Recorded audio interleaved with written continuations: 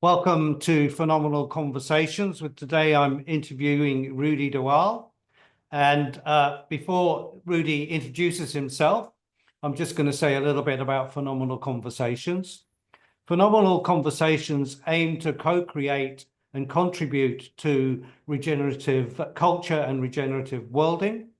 And we do that by interviewing change makers that are living the change, such as Rudy. We also try to do that by amplifying imagination in the midst of the polycrisis, by asking profound questions, and also spreading nuance and subtlety in a chaotic world. So thanks for agreeing to be interviewed today, Rudy.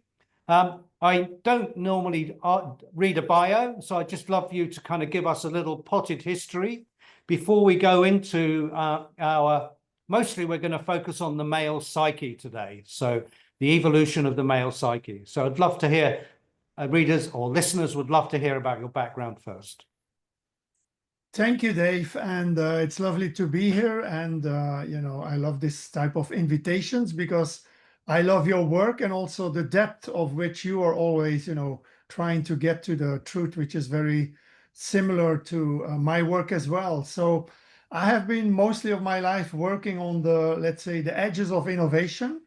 Yeah, I have been working in music, art, events, technology, mobile, then later on, regeneration, leadership development, and which all this in the end brought me to man's work, basically. Right. So, I'm not going to go in, or I'm not going to go in detail to all this. I think for me, the major changes happened because I think I lived my life basically unconscious. Okay. Most of my life, I was just living my life by thinking, oh, that's supposed how it is lived. Right. With the belief systems or whatever, what was around that, which we can unpack later in the discussion here.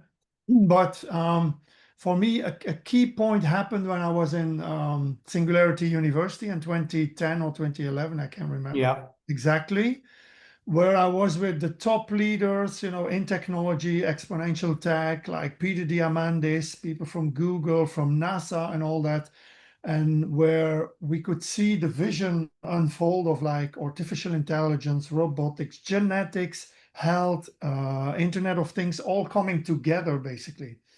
And that's for the first time where my heart started aching. I could feel that. Sorry to interrupt, but that was the vision of the singularity of those. That was the vision of the singularity, like technology is going to save us. And Right. for the first time, I felt like, okay, technology is going to save us, but what about humanity in here? So I felt a lack of the human connection with everything, because I've been working in technology since 1995. So I knew a lot of it, and I was also a speaker. I was promoting technology, but I wasn't aware of my own behavior, that I was actually promoting that belief system, without questioning it too much. I was just riding the wave of technology. And so I think it was then through I was living in the UK. I also realized at a certain point that whatever I know is not going to serve me any longer in my or in my quest to keep on innovating, because I love innovating. I love creating. I have always created in my life. I like to be with other people and then put the minds together or everything together to create new things. I think life is creation. So we are here to create. So I realized with everything I know about technology and whatever I had learned in my life, philosophy and social and cultural schemes and all that, was not sufficient any longer. So I understood that all of a sudden I had this insight: I need to innovate myself. Which meant I had to go deeper into myself. And I didn't really know how to do that, but that insight came there in a sunny day in Cambridge at the time. And so I started then doing a course with my friend from Amsterdam in the north of Spain. So which is called Socratic Design, which is actually learning to observe your thoughts. Okay. Yeah, learning to observe your habits, learning to observe your assumptions, your belief Mm. systems, your trauma. I was in my mid-50s, and for the first time in my life, I went back to my childhood. Right. I'd never gone back to my childhood. I didn't realize that I was always also running away from something I couldn't place as a child. Yeah. Right. So, and then also I met my my partner Janai Atalay, yeah, Mm. who's Turkish, and she also started doing Socratic Design. And actually, I took the decision then to move to Turkey. It Right. was not an obvious decision because there was Erdogan ruling, there was lots of negative news, there was a coup there also at some point, and everybody in Europe told me like, "What are you going to do in Turkey?"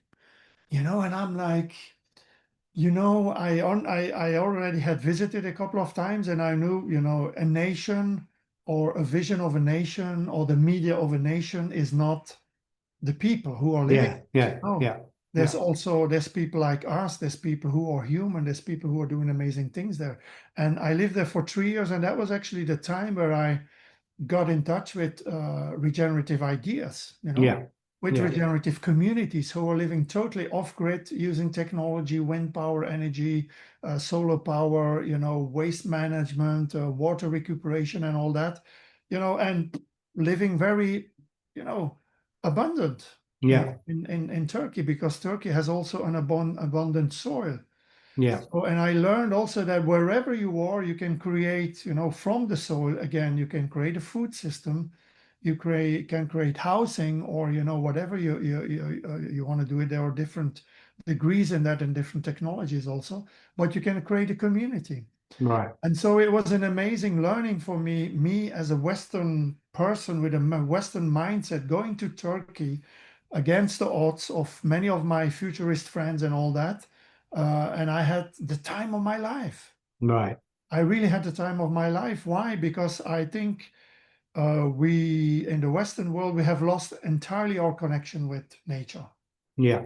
Yeah. And it's actually that connection with nature. It's very simple. We are part of nature. Yeah. But in our Western worldview, we think we are above nature. We think Yeah. we can control nature. Yeah. Sure. Yeah. So, and just by accepting that we are part of nature, we come into a different mindset. Yeah. And then also I got in touch with, indigenous wisdom. The Sufi wisdom is also is a very universal wisdom, which is connected with all the indigenous wisdoms of the world, actually. So, Is that still alive in Turkey then? Were you yes, of exploring? Yeah. course. Yeah, yes, Yeah. of course. The Sufi wisdom is very alive. I mean, the poetry of Rumi is probably the most known of it. Yeah. That goes very deep, it's Yeah. universal wisdom. Yeah. And it's you can read the poems like very okay, maybe there's nothing in it for you the first time, but every time you read them, then there's something deeper in it. So I Yeah. also learned to actually live, let me say, I think connected to the heart, or I learned Yeah. to connect to my heart. I learned to also look at myself and also to love myself again. Right. Oh, and that meeting all these amazing people in Turkey that were, living under this authoritarian rule, but still had their own life Yeah. independently from everything that was happening. Yeah. So, and I think that was, yeah, pretty much what changed me then. And then from there, I moved to Ibiza, with Yeah. Janai Tatai, because there we found Ibiza was basically the lab of human innovation. Right. Ibiza is kind of a place where everybody comes together. The tech entrepreneurs from Silicon Valley, the people that are coding in decentralized networks in blockchain, the regenerators, the spiritual people, indigenous people from all over the world. Everything is there on that small island in Ibiza. So, and there's a lot of regenerative communities and ideas and concepts that Yeah. all lived there actually. Yeah. So, and so that was an amazing learning also for me, until I Mm. had heart surgery 2 years ago when I moved back to Belgium. So Yeah. where I do my activities now, and where I then also decided to, apart from also working with Regenerate X, which was about regeneration, and just focus on the man's work, because I think that's the most important to be done right now. Well, that's the focus of the interview, but thanks for that background. But when we've exchanged about this before, you mentioned also COVID being a catalyst. So you talked about Singularity University, like waking you up to needing this inner journey. But I'd love for you to share the story of how COVID affected your status as a leader and your view of yourself and the world, and what happened then. Because that seemed like, from your previous story you've told me, that seemed like also a kind of nexus point. Yeah, I think there was something important that happened then in that Yeah, period. yeah, Was basically, I was still living in Ibiza. I was working as a futurist, so I was yeah, making good money, yeah, traveling the world, talking for all the big corporations and companies. And actually, I was already from my work in Turkey and with Socratic Design, I had becoming more conscious. So yeah, I was integrating that consciousness in my talks already, like years before, from let's say 2015 onwards, 2015 yeah, yeah, onwards. I was talking about conscious business, and I was talking about, all the negative output that, companies and our industrial and economic system is doing. So I was talking already quite from the heart. yeah, yeah. But then with COVID, basically, I lost all my gigs. Right. 1 week time I had for, I don't know, 100,000 euro gigs or something were canceled. And Yeah, then I basically I went into a whole process of like, all my life I learned there, or I understood that all my life I had been living as the provider. yeah. You Oh, know, okay, yeah, yeah, I had, this was my third marriage. Yeah. And my previous marriages, and I have children also, I had always been in that role of a provider. But like naturally, I never questioned that. yeah, But when that role as a provider fell, I lost my sense of worthiness. And that was a big thing because, like, I realized that when, you cannot provide that security or that, for your family, yeah, it's very hard for a man. And so that forced me into like a real, looking inward and like, okay, what is this conditioning that makes me act like this? yeah, What is conditioning that contributes to this? And what do I need to learn and do to actually, get out of this? yeah, What is my, courage in here? What is my depth in here? What is my, learning? I think basically you need to fall and learn basically from scratch, like right. uncondition yourself. It's more about unlearning what we have carried all our lives with us and then Yeah, relearning what can be done differently. right. Yeah. So, and that was that moment. So, and then also that's actually where I started doing man circles. Yeah, An intuitive call of like every time I met men on the island, they were also talking, they were so-called progressive men, but everybody was talking about their work or this or that, never really from the heart. And I was always wondering, like, but what's behind your heart there? What's behind I what's want, before we get into that, I'd love to yeah, just ask you something about the tech world, yeah, sure. because, AI, programming, technology, and the way it's all going, that's a man-dominated world. And that is, the unconscious aspects of that and shadow aspects of that are playing out in social media or whatever. What would you say? I mean, the kind of typical male orientated behaviors that you've seen and witnessed in that world. It'd be good to make that just a bit more explicit. I've heard from you, but what did you see there about male leadership in the tech world that had kind of wasn't unconscious of its shadow side or unconscious of its impact, or that those sorts of behaviors and worldviews, as it were? Well, I think if you go immediately to the core, Yeah. yeah, 90% of men have an unhealthy relationship with their father. Okay. Yeah. Yeah. Yeah. Yeah.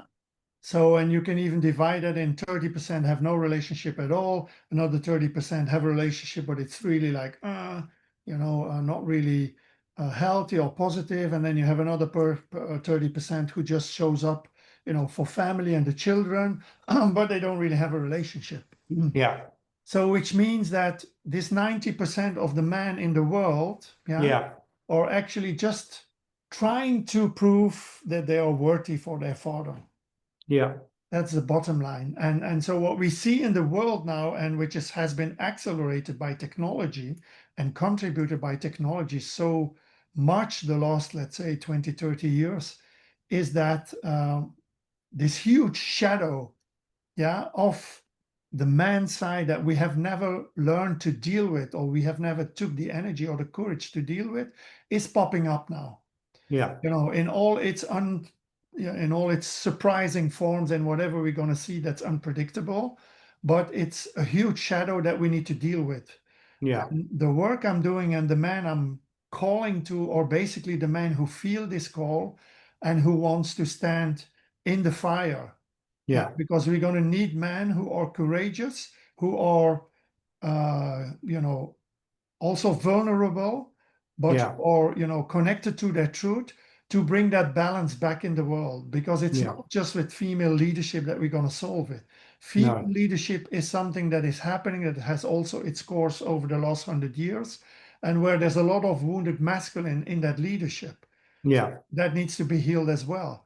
Yeah. No, so, but it's a work that we need to do on both sides, but that work needs to be done from a perspective of, depth and connection with self. How do I connect with my inner truth? Yeah. So that's really, really interesting. And I think I agree with you on this kind of the A plus B, male leadership is bad, therefore female leadership is good, is overly simplistic. And so let's just talk about, because also I'll add in from my own perspective, the male psyche has been deconstructed since feminism came, women started to demand equal rights and protest, and the critique of male psyche through, also through feminist literature or whatever, has become very prevalent in society. And there's a lot of good in terms of trying to rebalance some of that, although I do feel it's not coming from the inside, it's mostly imposed from the out, which causes a lot of resentment. So what do you find with the men you're working with in terms of you talked about this lack of relationship with their father. What are the typical challenges men in today's world are facing that you come across and that you're so passionate to work with? Well, I think if you look at basically the challenges of what is happening with man is the first one is basically lack of purpose and direction. Yeah. Yeah, men, they feel disconnected from their deeper sense of meaning. Yeah. And there's tremendous messages and confusion that is happening and that we get through the media or social media. So if you just disconnect from social media for 1 month and you're just gonna live a life that is basically focused on simplicity and your own thoughts and behavior, and that you focus on that, you're gonna get an entirely different feeling after 1 month. Yeah. You feel about yourself in your life. Yeah. The second one I would say is we have never learned how to express emotions or even how to feel. Men Yeah. have a tremendous difficulty in actually feeling. I think most men are disconnected from their feelings. And that we see then on the other side in technology, like it's Yeah. easier to basically follow the technology, follow the trends, and jump in that routine and behavior where the majority is falling. It's, of course, it takes a lot of courage and work to actually go in the direction of, like, connecting to your truth. Yeah. So all this, of course, leads to struggles in relationships, whether it's romantic, family, fatherhood, friendships, colleagues. Another one is, I think, loneliness and lack of Right. bonding. Yeah. People who have a healthy, or men who have a healthy life, they are usually people also who are connected to groups of men. They do Right. sports, or they have music, or they have an activity where they have this male bonding still going on. And Yeah. that's fine. But technology also has isolated us from the group and community activities. You know, we are Yeah. connected online with the rest of the world, but we are not connected physically. And I really believe that our genes are connecting with one another when we are Right. in a physical connection with Yeah. someone. Yeah, Yeah. and then there are all the classic ones like the pressure to succeed, you know, financial, career, status is important, Yeah. disconnection from the body and intuition. You know, I see many men saying that I follow my intuition, but if that intuition is just run from the scripts that you know in your mind, that's not your real intuition. Your No. No. intuition needs to be aligned with, you know, your body, your heart, and your mind also, and your soul. And then what I also see is like what I work a lot with masculine and feminine energies because we come from both our mother and father. So we have both energies, and a lot of men actually they refuse to accept or integrate their feminine energy.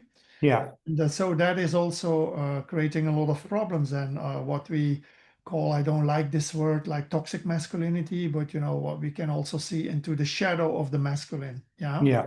Yeah. And then I think, yeah, feel, So yeah, feeling trapped it, in old identities and conditioning is also part of it. Like, who am I really? What it, or really my belief systems and all that. And so, yeah, I think those are the main ones.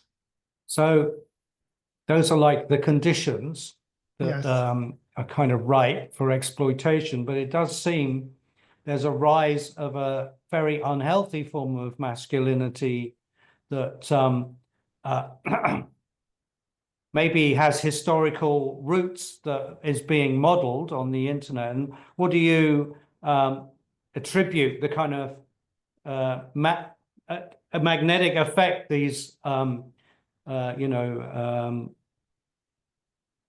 I'm going to use the word toxic role models have for young men? What is it they're providing that isn't happening elsewhere? Because they're obviously um, putting out something that young men and maybe older men feel attracted to. I think it's, yeah, to a number of combinations, but I think the most important one is the algorithm. Algorithms. Okay. Yeah. Algorithms, yeah, we tend to not see that, but the algorithms are really doing a job of like when a young boy sees a video of Andrew Tate or whoever, you know, Yeah. male alpha is showing up, and then, oh, he kind of likes it, you know, or because young men are basically lost. Yeah, there are no, Yeah. first one is there are no healthy role models. Yeah. Even if I have to look what are my healthy role models, I'm older now, but there's very few healthy male role models. Yeah. Like even as a young kid, I grew up with, okay, you have the superheroes or Batman or whatever, then it's James Bond, or then there's sportsmen or there's musicians, but there were role models you could identify with, which probably now exist as well.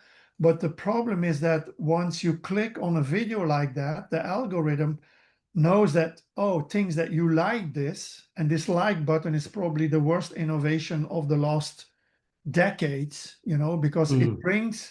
it limits our vision into eternal vision. It brings Yeah. ourselves into eternal vision. So the only thing we will see afterwards is videos like that.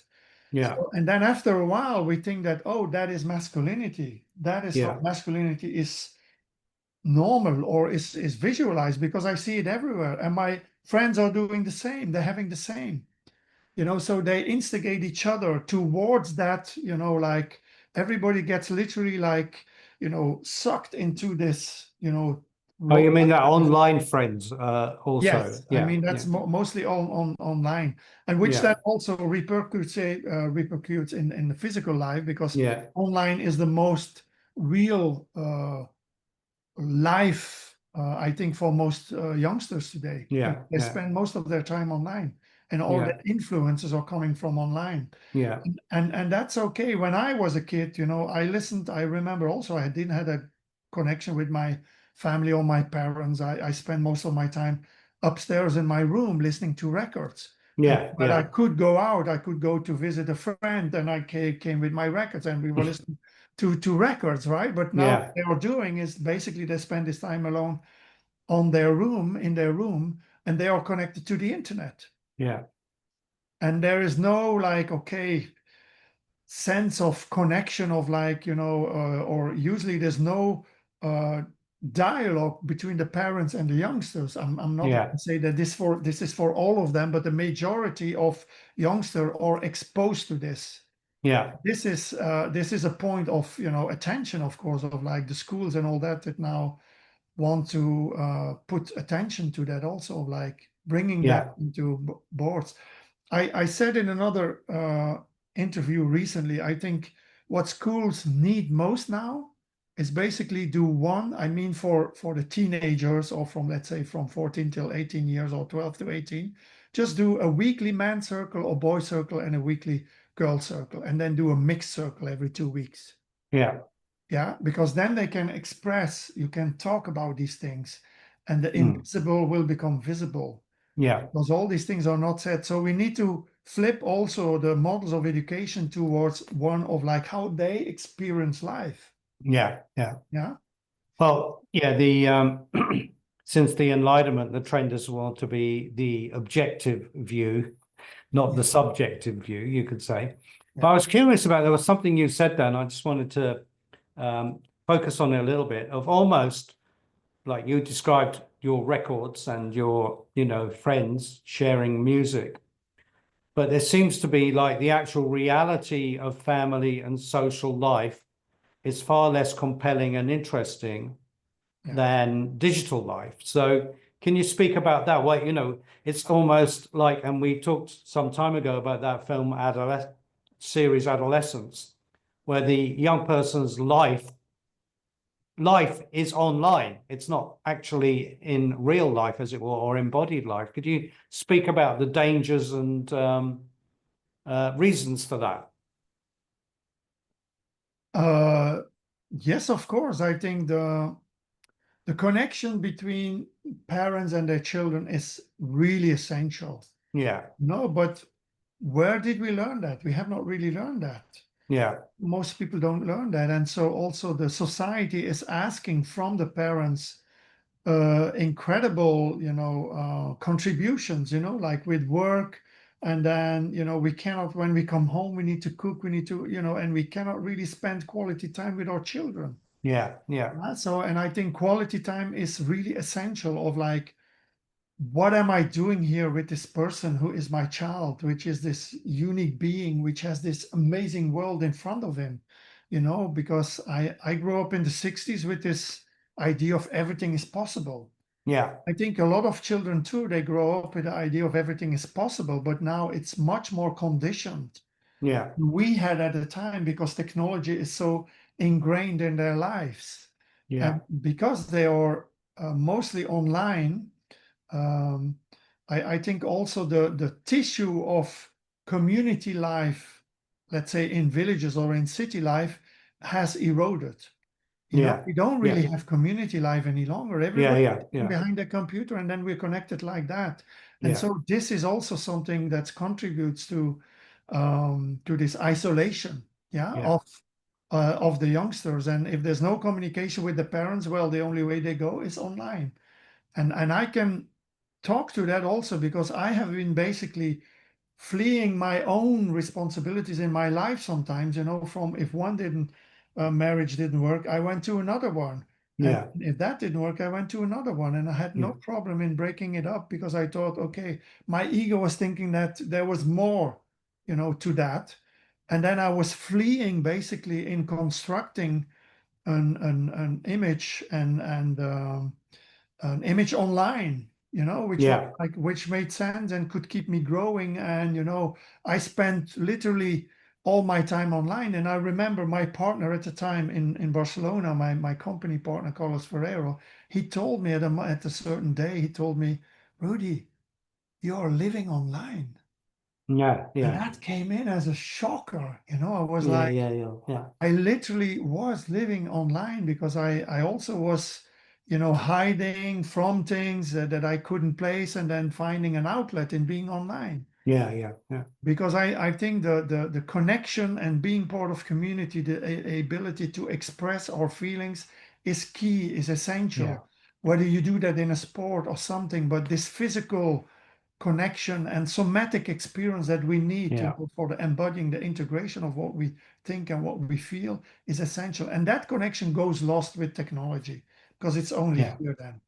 Yeah. And I hear what you're saying is like, I mean, I wouldn't say it was only online, but some activities become a flight from the kind of misery that you want to avoid or the misery you're creating for others. Yeah. So you get absorbed in something. And I think that's a particular male trait.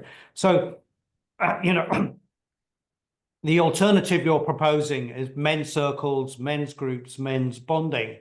So it seems to feel that some levels of male bonding, without the introspection you're encouraging, seem to fulfill something and stabilize at that level. But then you're encouraging male bonding, but with a degree of reflection and introspection. Can you just talk how you lead people and encourage people to confront and navigate this kind of, for some, will be a kind of new world? Yeah, I think the first thing that I do is basically investigating your belief systems. Yeah, You know, what are your belief systems and how is your environment? How do you live your life? You know, yeah, become aware of how do you stand in life? How do you live your life? And yeah, then it's mainly about, you know, how do we create or recreate a healthy relationship with nature? right. Nature is always giving, nature is always there, nature is always healing.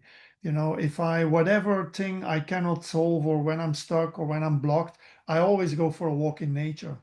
And I Yeah, know also city life is basically, you know, preventing that. You know, yeah, in big cities, in some cities, there's hardly any parks any longer where we can yeah, get the feeling of disconnection. Yeah. yeah, And nature is also inspires us, and it's also contributing to the fact that we need rest.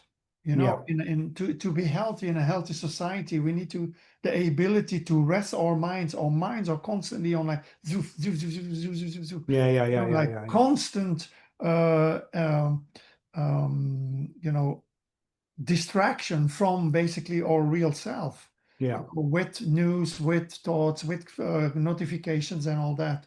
So I think there is a, you know, how do you reconnect with yourself? How do you reconnect with nature is one of the key points. And then also learning to see or step out of the way of being, of surviving, yeah, to a way of being that is thriving.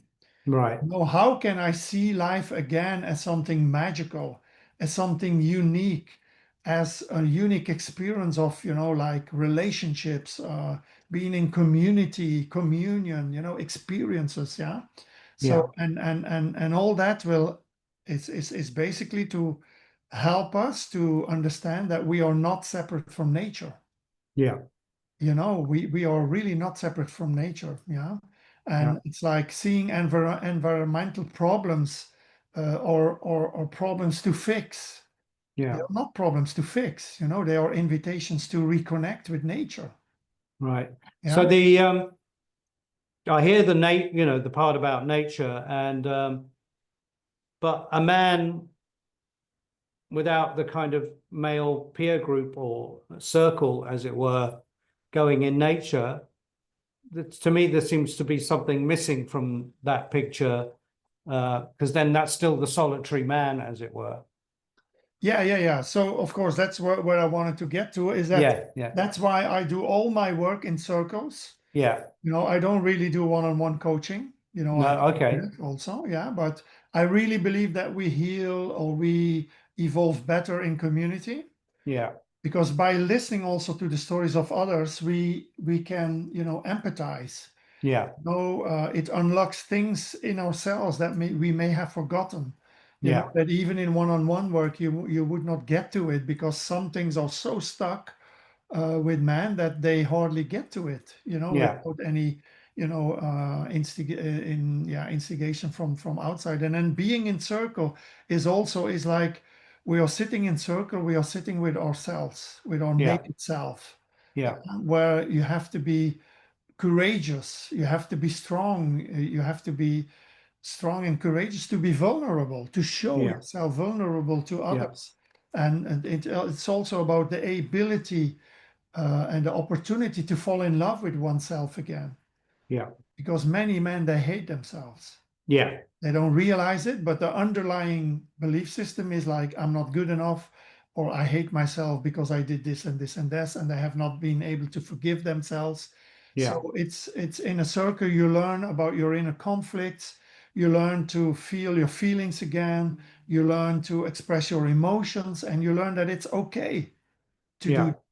yeah, and that it's Yeah. healthy actually that men can also carry heavy burdens, Yeah. and then but by sharing that, something releases inside. Okay. Yeah, and it's that release is actually, it's that recognition also. It's an emotional release, but it's also a recognition from other men that, oh, it's okay, I'm okay, I can Yeah. be loved again.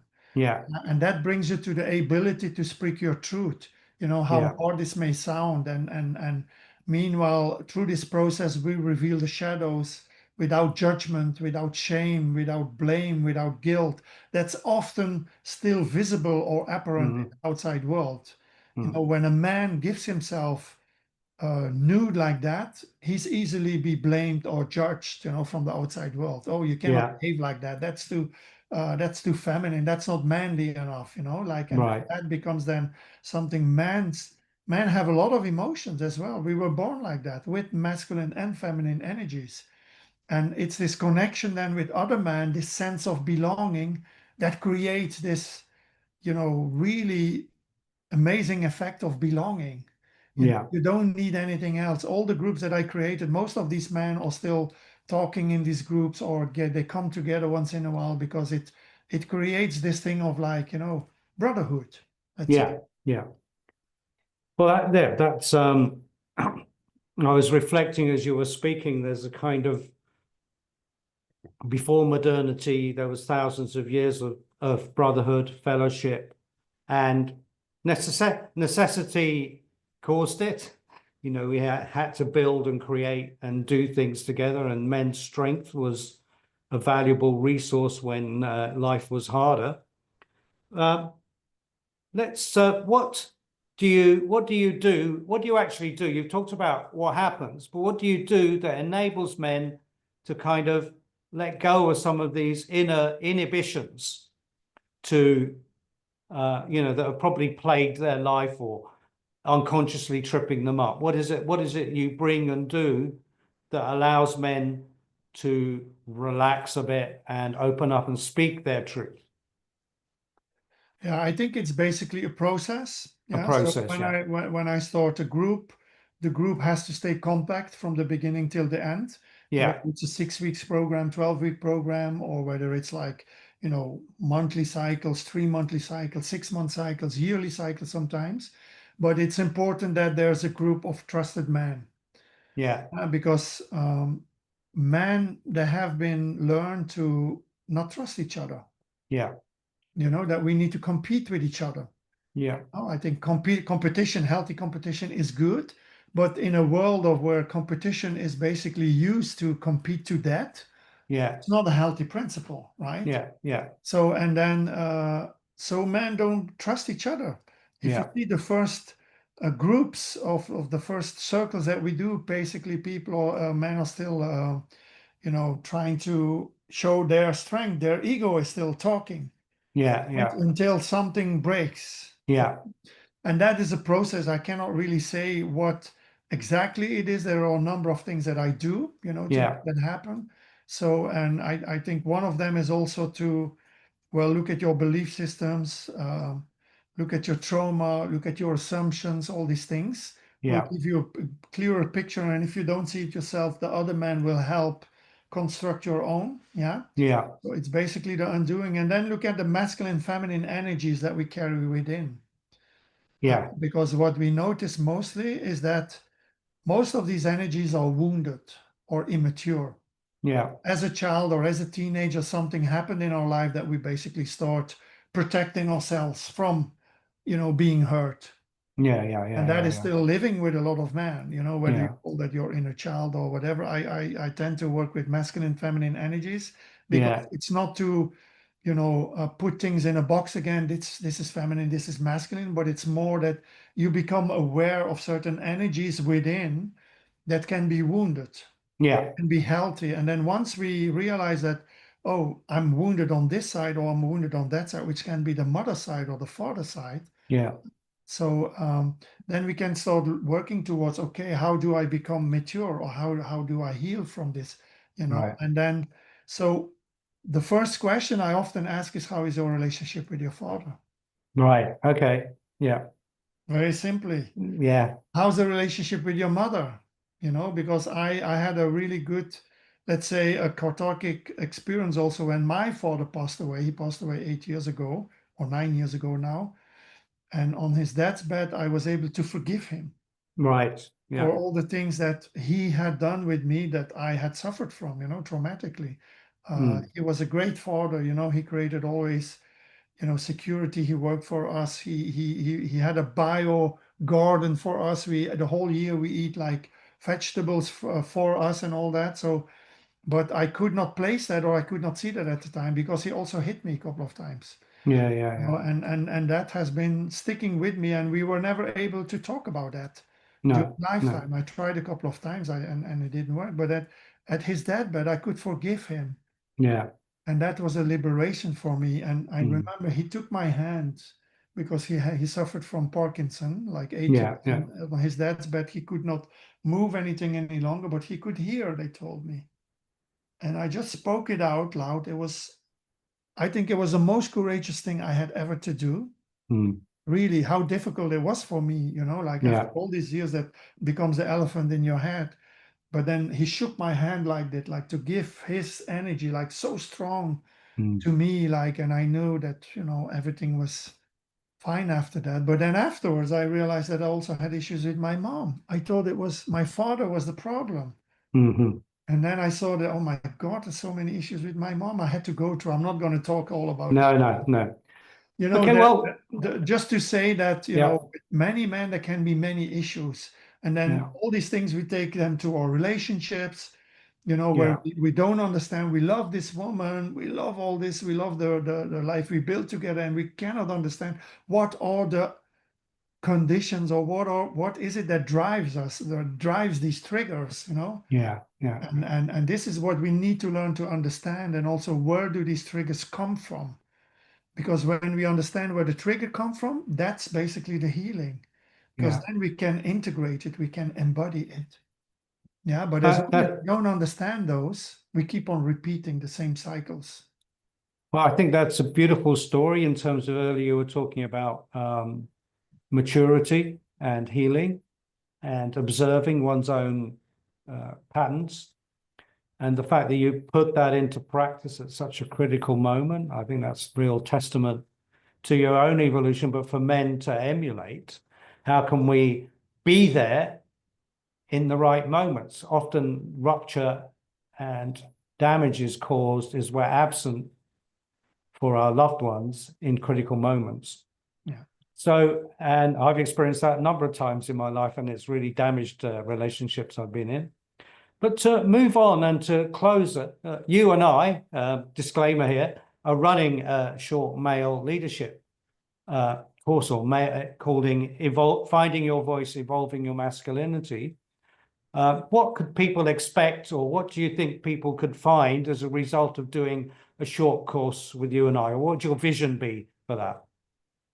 Yeah, I think that the vision for Unconditional Man is basically to offer courses, retreats, online journeys, whatever activities that can help men in their process of like integrating, their wounds, Yeah, embracing their wounds, and become healthy masculine. I think, the masculine needs to connect back to its king energy. yeah, The yeah, warrior energy, but the warrior to protect, the warrior to defend what we believe in, which is going to be needed a lot these days. yeah, Connect back to that king energy that is also can, protect also the feminine, that can protect the communities, that can build together, that can bridge towards the healthy ways. So so I want to offer you Unconditional Man as a platform. So hence also that I want to offer a course with you or with Yeah. people, which are all different courses. They are all tapping into a specific problem. And I think the one with you is going to be all about, you know, finding your voice. Finding your Like voice. finding your voice. How do you connect to your inner truth, you know, like how do you connect with your emotions, and how can you live with authentic power and purpose? And I find also that you have a tremendous ability to put words, you know, to what is actually sensed in the field, or what Yeah. is actually sensed in a group of men, for example, or can be mixed also.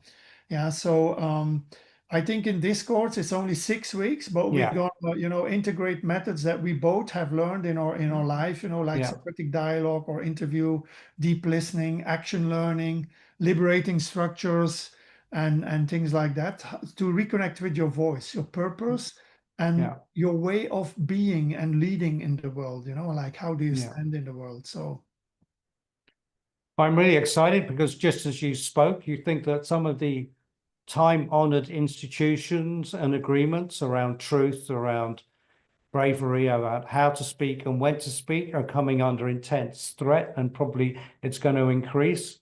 So that's the kind of ordeal which us men will need to step up and defend, protect, uh, with a new consciousness, what's valuable. That's what I exactly. hear you saying. Yeah, Yeah. exactly. And you know, people always ask me, okay, what will you change? You know, Yeah. when I follow your courses, or Yeah. what is changing?